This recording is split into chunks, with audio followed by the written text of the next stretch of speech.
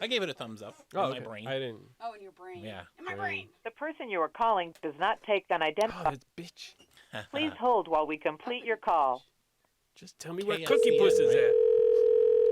at. KSCN. Yes. This is Jedley. Can you hear me any better? Oh, baby. Oh my God, it's so much better. So much better. It's so much better. It's so nice. You guys sound like Mickey Mouse now. Yes, we're just about there. I don't know what that means. Seriously, is this better? Yes. Yes, way better. Yes. Okay, good. Yeah. So, do you actually drive to Northridge every Sunday for KSCN for Fresh Catch? I do. Some of my colleagues recorded in advance because they are busy or have families or work during the week and want the time off. But I consider it an honor to be able to pick, and I guess the current word is curate music. So I do that. I actually just put a couple of CDs together and bounce back and forth between CD players and get myself really excited. Dude, I heard every time I hear you, you sound so effing good on the air. I mean, it's just it's. You know what I would like to do is maybe every Friday we could promote what you're gonna play, like anything special, you know, on the HD2 until you come back and play all the time on HD2. Oh. Right? You mean I could come back to K-Rock's HD2? Well, you know, they fired me and I've quit several times and I'm still here, so apparently it's okay. Yeah, you know who pointed that out is Gia DeSantis. Yeah. She said, well, the feeling of that you're never going to be fired is gone. Oh, yeah. Now you can be like Doug and have 16 lives at K-Rock. I'm Doug the cat. Yeah. I've turned into a pussy. From a slug to a pussy. That wasn't much of a transition, though. It was pretty easy. So I talked to Rodney not too long ago here on Tuesday, and he has his very first night on K-Rock on tape. And one of the first songs he played was Ramones' Now I Want to Sniff Some Glue. Do you remember your very first night on K-Rock or first day? I do. I was seeing the Rolling Stones for the first time in 1978, and I'd been bringing these packages up trying to get hired, and I said I would work for free, and so they called my bluff. As a matter of fact, they called me at 2 a.m. and said, can you get here by 3? And I said, yeah, sure, no problem. But at that time, there were no street lights on Los Robles in Pasadena. So I'm just wandering around, and finally I find the place, and there's Daryl Wayne and Gary Bacosta wearing glasses, dark glasses, in the middle of the night. And they put me on the air and called me an hour later and said, yeah, why don't you just come in the rest of the week? And so I did. Wow. And when did you start getting paid or getting those bad checks that bounced all the time, I guess I should say? A month later. Ah, okay. And then I got a Social Security statement about 10 years ago. And then for 1982, I found out the station didn't even pay anything to Social Security. They deducted it from my check, but they didn't pay it into SSI. Classic. Yeah. So oh man, well that's nice. That's very thoughtful. That's pretty cheesy. Really help you out there a lot. I wonder how quickly that went up someone's nose. Yeah. And it would be really funny if the government said, no, we're not going to be able to pay you at all for Social Security because of 1 year you missed in 1982. Oh, my God. Well, at least you have a good outlook on it. That's what I love. Oh, yeah. That's beautiful. Oh, yeah. Oh, yeah. So your imaginary friend Rick has a beautiful question for you. Oh, no. Doug was looking for questions. So we were talking about funny stories. Yes. And, there's a ton up there, but the Angeline story. Yes, please. The Angeline story. I tell people that all the time, and I always forget that it was actually Angeline at the center of the story. Whatever happened to her? I haven't I seen one of her saw her billboards. Corvette driving down Fountain the other day. Nice. So she's still out there. With Herb corpse in it? I wasn't close enough to determine if she was breathing. Okay. Well, she had this single that was, well, like a lot of new wave novelty songs, they were just kind of reworked 50s rock songs, right?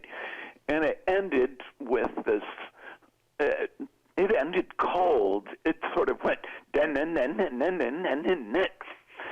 but anyway, it was just dreadful, and I tried to get out of playing it, and Rick Carroll said, no, you have to play it. So he knew exactly what time it was coming up, but that's all I knew, is that my boss knew it was coming up at a certain time. I did not know anything else. So the song ends, and I said, God, that was awful. And then the phone rings about 5 minutes later. It's Rick Carroll, the program director of K-Rock, informing me that he is at Angeline's house with Angeline's parents and Angeline's manager, the president of the label, and God knows who else. And they'd been waiting to listen to her song for the first time on the radio. And here I toasted it in about 2 seconds. Yeah, it took them God knows how long to record that terrible thing. And I slashed it apart in less than 2 seconds. And how dare you be honest? Yeah, how dare I tell the truth? How dare you speak what everyone that was listening was thinking at that moment? Right. Oh, And my God. I think Rodney played it a couple of times after that.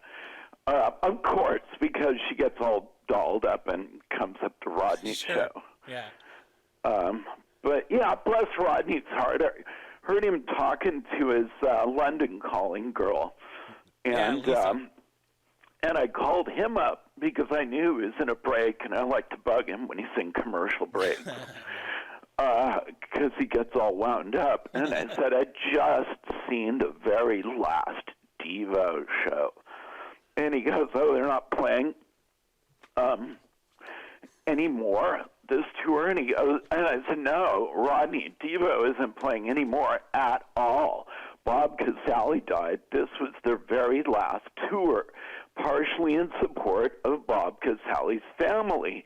And Bob Casale's son, Alex, just played the very last song, Clock Out. And Jerry sort of made a quip about how his brother clocked out. And Alex did a terrific job playing the bass. Well, gosh, I wish I could remember her name, the lady who does the London calling report. Lisa. Yeah. Lisa. Yeah. I'm sorry. Can you hold on just 1 second, dude? I'm so sorry. I got to babble. I'm going to put you on. Yell fuck a lot, okay? Cocksucker. Cocksucker.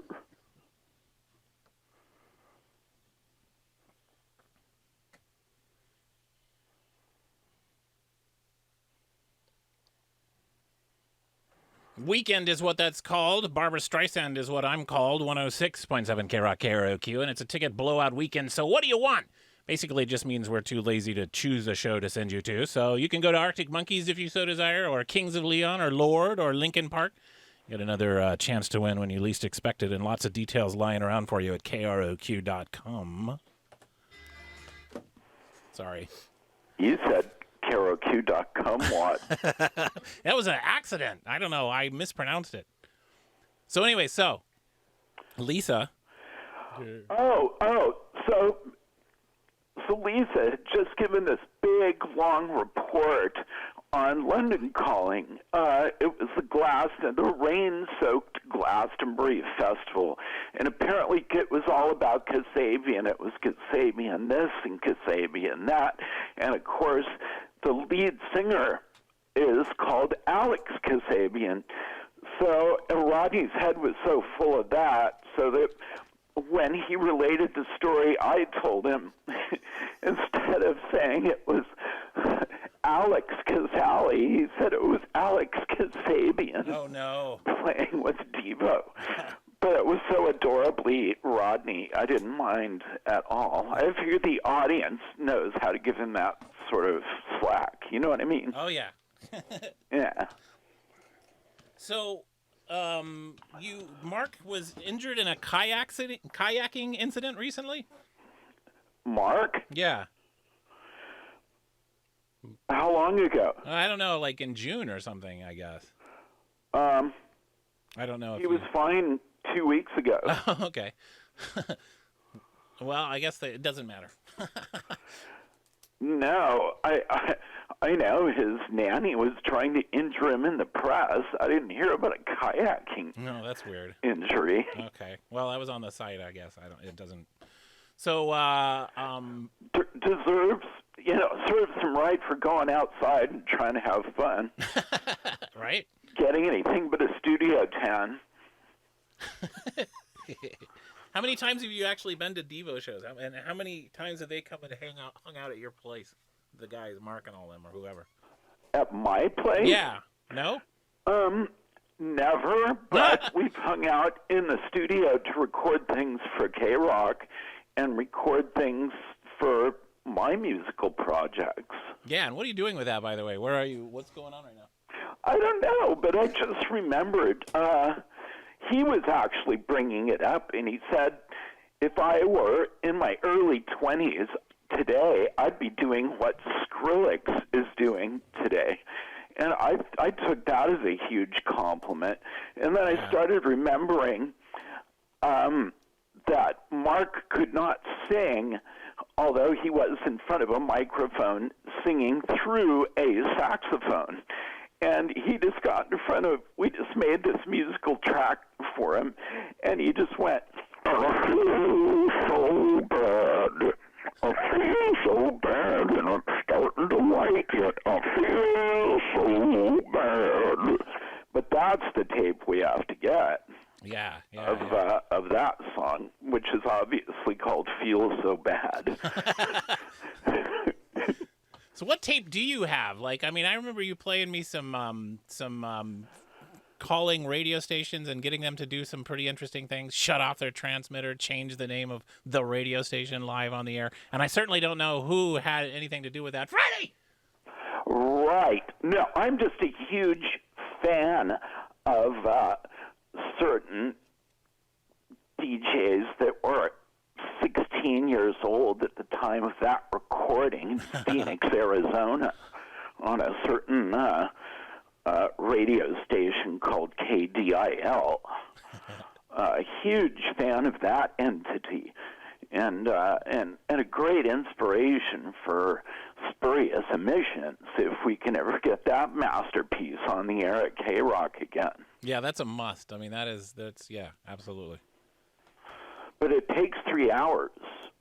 It's something that you can't do just in 1 or 2 hours like I have at KCSN in Northridge on Saturdays. Yeah, because it's got to be all kind of balanced. And, what are some of the absolute must songs? Like, let's say we were going to do it, next weekend.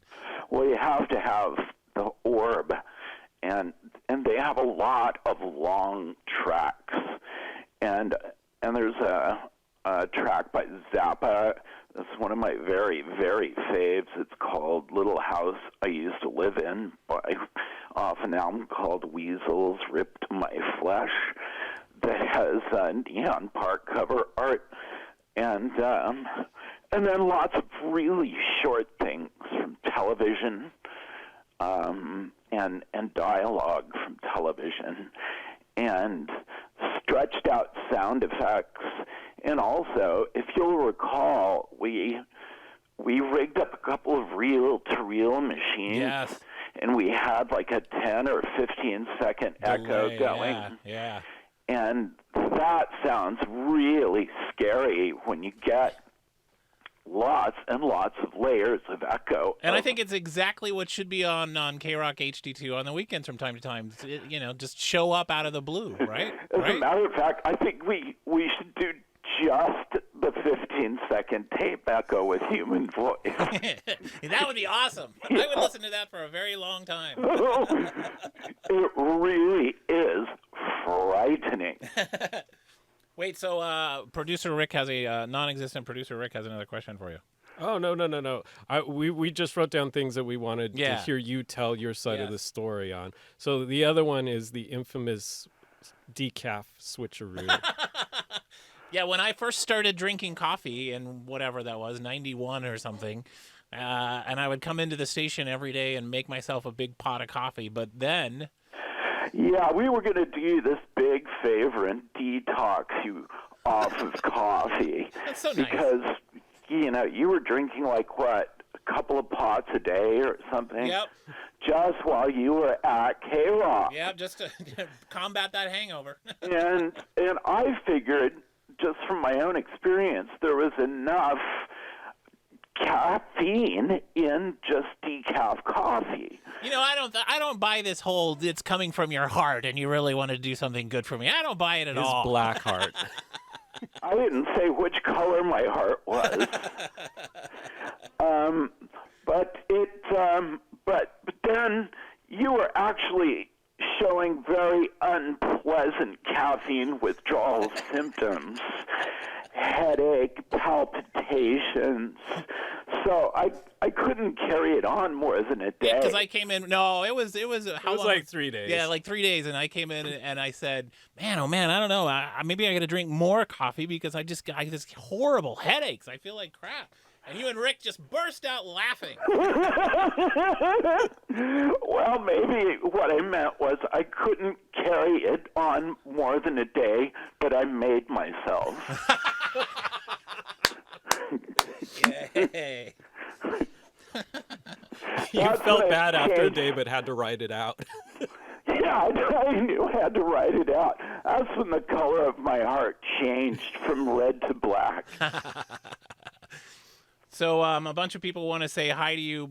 Mostly this guy Joe Senna, who's a big fan of the station and you, and he was kind of asking, what do you think of like a new wave renaissance happening? Do you think that's like with the top 40 kind of sounding very like everything that was on Mars back in the day? Well, see, the thing is about alternative and pop is they're humping like Kentucky cousins again right now. So it's ever since you took added the democratic process, i.e. the internet, to music politics, anybody can make music, so anybody does. And so there's a whole lot of mediocre music out there. And people say, "Oh, Jed, you should play this. It's good." Well, good isn't good enough anymore. You need something that'll really make your ears stand on end. And it's just hard to find that stuff. And as far as the new wave renaissance goes, to borrow a line from Public Enemy, it kind of has to be about fighting the power.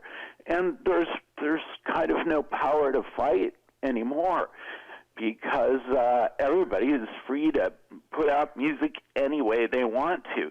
I mean, you can't figure out what to do with your music, start a blog.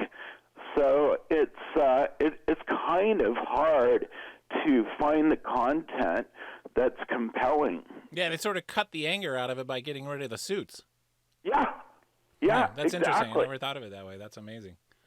Hey, listen, I just played Baby Oh No, Bow Wow Wow, or we'll pretend I did, and that was the very first time I ever heard you on the air. I was coming over the 405 north into the valley just before the 101, and this friend of mine was driving us around and turned on the station, and she's like, "Oh man, I missed living in Los Angeles so much because of K-Rock." And then that song was playing, and then you came on after, and you just go, "Hey, it's K-Rock. This is Jed," and went into the next song, and that was it. And I had never heard anyone do radio like that before, and I was like, "Oh my God, I have to weasel my way into this radio station." Brief and angry. Yes! That sounds like my style. So, I mean, you listen to other radio stations, or did you listen to radio when you're growing up, and did you go, you know what, who cares that, or what? How did you come to what you do? Because you're just so freaking unique. Well, I was actually reading the liner notes from the Los Angeles album by X last night, and come to find out that everybody but Xene had no idea what they were doing in 1978. And I must say, neither did I. I had no clue. I didn't know who to be. I had my big idol at K-Rock was Fraser Smith. And I used to imitate him, and he'd get really mad at that. Oh, really? And, yeah, he would call me up and say, "Don't do comedy, man." And I didn't know I was doing comedy, but to the extent I was imitating him, I guess I was. So another 2 years later, I actually figured out what my personality as myself was, and it isn't that hard to figure out. You just have to figure out how to be yourself. You are you. I mean, it's like, I've met plenty of people on the radio that I've heard for years, and they're nothing like them on the radio, basically, but you are so you, it's unbelievable. I mean, you are exactly what you hear on the radio. And it's just amazing that it takes us that long to figure out, but it does. I don't think it took the Virgin Kennedy that long. She was just who she was instantly. Can I just throw money at you for calling her the Virgin Kennedy again? I don't think anybody's thrown in the Virgin thing in a while. Well, and now that she's over at Fox, I don't know if that's going to be like, "Oh, we here at Fox." Well, that's who she was when she was brand new. Yeah. And sitting in for K-Rock jocks, driving me around because I didn't have a driver's license and so forth. Right. Yeah, she's very much herself. Yeah, I mean, I guess that Freddie is certainly Freddie. That's for damn sure. Yeah, but I still don't know who that guy is after all this. And I know exactly what you mean. It's funny that you mentioned Bow Wow Wow, because they're the ones who got me to shave my armpits finally. And I'll tell you why. Yes, please. Is because I was stuck in a production room at the Los Robles, Pasadena studios of K-Rock, interviewing them. And they were very hairy and very stinky. And even Annabelle was just stunk to high heaven. It was awful. And for years after that, I would make fun of that band just for stinking, just for having body odor, And for a while, I said, people were saying, "Oh, Jed, give them a break. They're from Europe." And I go, well, this was like 5 bands from Europe stinking, and they're only one band. But what I discovered is if you just take all your armpit hair off, you can't stink because the bacteria has nowhere to hang out. It just washes off real easily. So that's why I started to be a total stench pot in high school, but in grade school I hadn't been. That makes sense. Yeah, exactly. Good to know. Now, you've actually solved a question of my life. Like, what happened? Right. And so that's why you have to shave your testicles, too. Oh, well, that's just fun anyway. Right. Right. I just enjoy that. Right. So, Rick, my imaginary friend Rick had to show me how to do that. Yeah. When I was a baby. Boy, I have a hard time believing that could ever possibly happen. Right. Right? So, I want to... This is all going to run on Tuesday, and I think I have a bunch of material, and do you have something else? I thought that could segue into the Bloody Underwear Day. Oh, yes. Tell us about Bloody Underwear Day. I can't even remember why I was running around in my underwear in the first place. Because they were coming out to photograph you. You realize that's a drop now from now on. Anytime I mention Jed, that's going to be the drop. Really? I can't remember.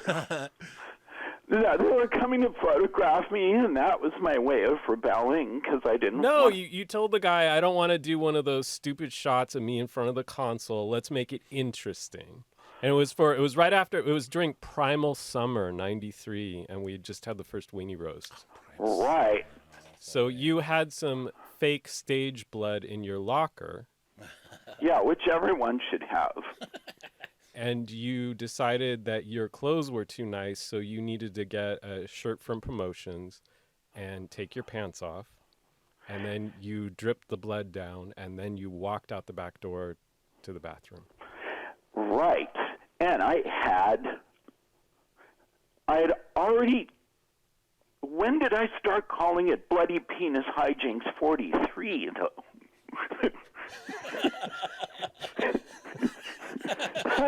I can't reconcile your thoughts. Was that already in my vocabulary? A what? Was that already in my vocabulary? No, that came later. Okay. That was unrelated, actually. All right.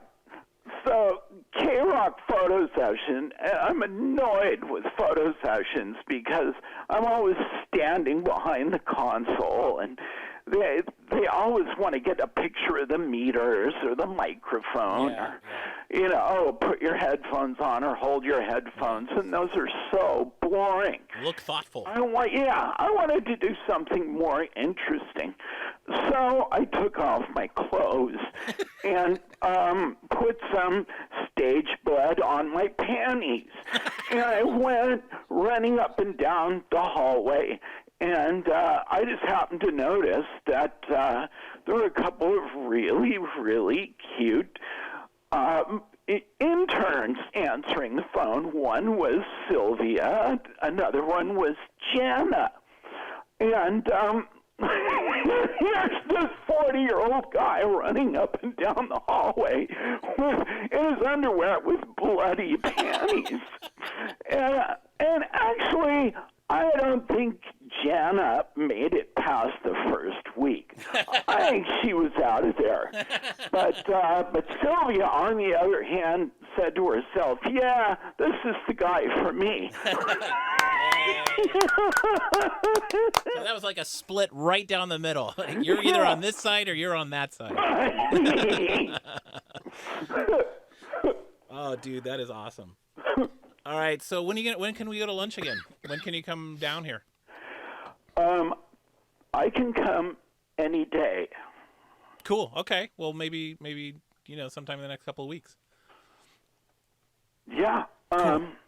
Yeah, I can come next week. Yeah, when's good next week? Renee is accessing the calendar. Renee's milking a cow is all yes, I heard. Renee is milking a cow. Moo! She's milking a cow again. What I heard. She's checking her calendar. Oh, Renee's there. Yes. Hi, Renee. Hi. It's a full house.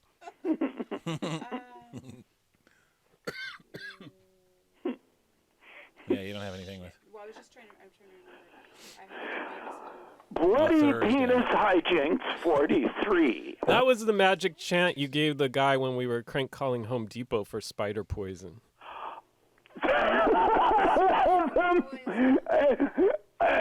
The magic what?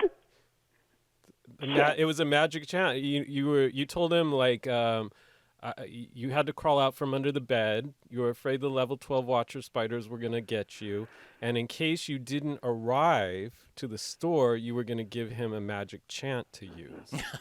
And the magic chant was Bloody Penis Hijinks 43. Of course. And I wonder if that's still word for word stuck in that guy's brain. That's certainly possible. It's probably the weirdest thing anyone's ever said to him in his life. He rolled with it. I'll give him Good. credit No, for that.